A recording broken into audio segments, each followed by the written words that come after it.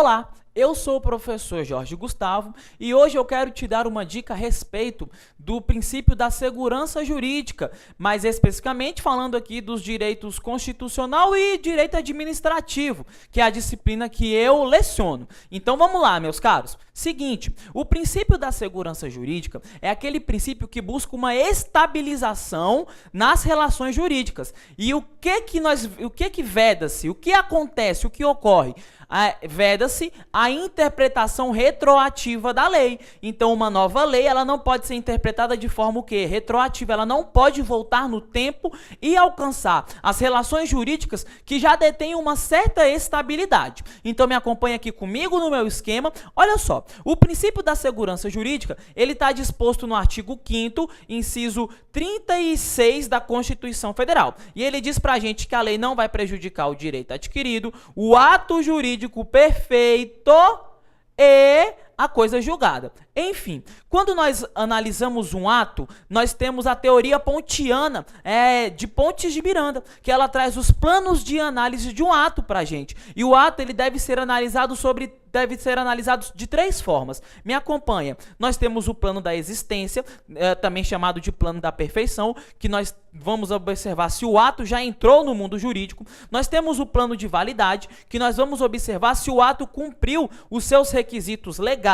E nós temos o plano da eficácia, que é quando nós vamos verificar se o ato já produziu os seus efeitos. Agora, lá na segurança jurídica, nós temos o quê? O direito adquirido, o ato jurídico perfeito e a coisa julgada. O que seria um ato jurídico perfeito? É aquele ato que já se formou, por exemplo, um contrato. Então, se uma lei nova chega trazendo normas diferenciadas, ela não vai retroagir para alcançar um contrato que já cumpriu todas as suas etapas de formação. Agora, o direito adquirido, me acompanha aqui, ó. O direito adquirido é aquele que já se incorporou ao patrimônio jurídico do titular. Por exemplo, a antiga licença prêmio e a nova licença capacitação. Me acompanha aqui, joga aqui comigo, ó.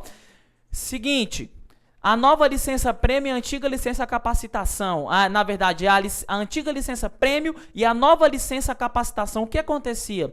O servidor, quando ele entrava no serviço público antes dessa atualização, ele teria direito à licença prêmio. O que seria a licença prêmio, meus caros? A licença prêmio é aquela licença onde o servidor trabalharia um quinquênio, 5 anos, se ele fosse assíduo, trabalhasse sem ter falta injustificada, de 1º de janeiro até 31 de dezembro, o que ia acontecer? Ele teria direito a uma licença de 3 meses, depois de trabalhado 5 anos, onde ele ia ficar em casa sem trabalhar e recebendo a sua remuneração.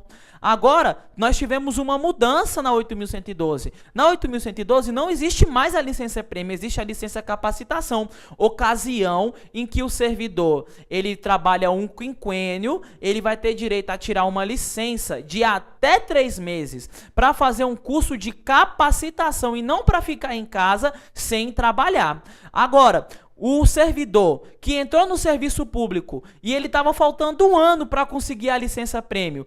Quando estava faltando esse 1 ano, chegou a licença capacitação. E aí, qual a licença que ele vai gozar? A antiga licença prêmio ou a nova licença capacitação? Como ele já começou a preencher os requisitos da licença prêmio, obviamente, quando ele completar, ele vai ter direito à licença prêmio. E só depois, quando ele voltar para a sua nova contagem, é que ele vai cair no regime da licença capacitação.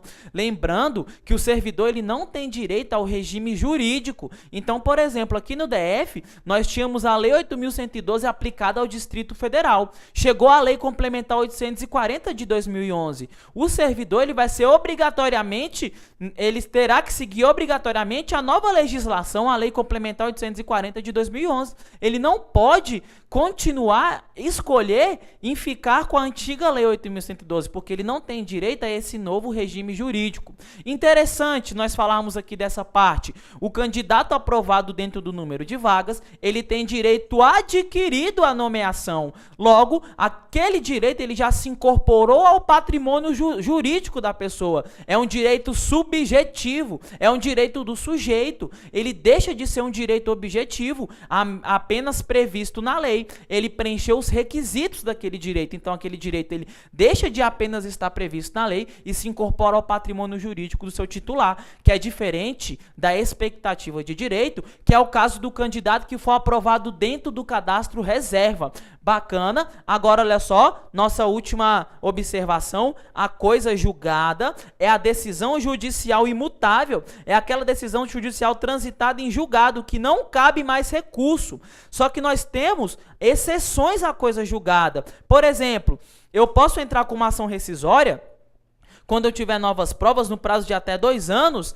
Para quê? Para tentar desfazer aquela decisão civil. Agora, se eu tiver novas provas também, eu posso entrar com uma revisão criminal para tentar fazer o quê? Desfazer uma decisão no direito penal. E nós também temos a lei penal nova e benéfica, que é a novatio legis in melius. O que acontece? Acompanha aqui comigo. A lei penal ela não pode retroagir, salvo para beneficiar o réu. Então, se a lei for em benefício, ela pode retroagir. É o caso, por exemplo, do abolitio criminis, do adultério.